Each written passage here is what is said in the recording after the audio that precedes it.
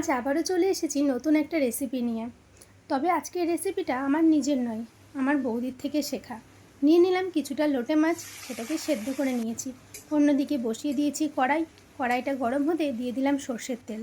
তেলটা গরম হতেই তাতে পেঁয়াজ আর টমেটো কুচি দিয়ে দিলাম, সেটাকে ভালো করে ভেজে নিয়েছি। অন্যদিকে রসুন আর কাঁচা লঙ্কা বেটে রেখেছিলাম, সেই পেস্টটা দিয়ে দিলাম। এটাকেও কিন্তু খুব ভালো করে কষিয়ে নিতে হবে যতক্ষণ তার কাঁচা গন্ধটা চলে যায়। তারপরে তাতে দিয়ে দিলাম সামান্য লবণ আর হলুদ, আর কিন্তু কোনো মশলা দিইনি। তার মাঝখানে একটা কথা বলি, যখন আমি লোটে মাছটা প্রথম দেখেছিলাম আমার জন্য কেমনই লেগেছিল, খুব একটা পছন্দ হয়নি দেখে, খাওয়া তো দূরের কথা। তবে যখন বৌদি আমাকে বানিয়ে খাওয়ালো, সেটা কিন্তু জিভে আজও লেগে আছে আমার, সত্যি ভীষণ ভালো লেগেছে। যাই হোক, মশলাটা আমার কষানো হয়ে গেছে। তারপরে দিয়ে দিলাম সেদ্ধ করে রাখা সেই লোটে মাছগুলো। তো সত্যি বলতে এটা অনেকটা সময় ধরে কিন্তু রান্না করতে হবে, এটা পুরো শুকিয়ে দিতে হবে। সত্যি বলতে কি এতটা সময় করতে করতে না আমার হাতটাই ব্যথা হয়ে যায়।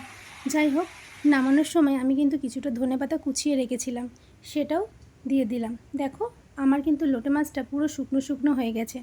সত্যি বলতে খেতে কিন্তু ভীষণ টেস্টি ছিল, তোমরাও একবার ট্রাই করতে পারো।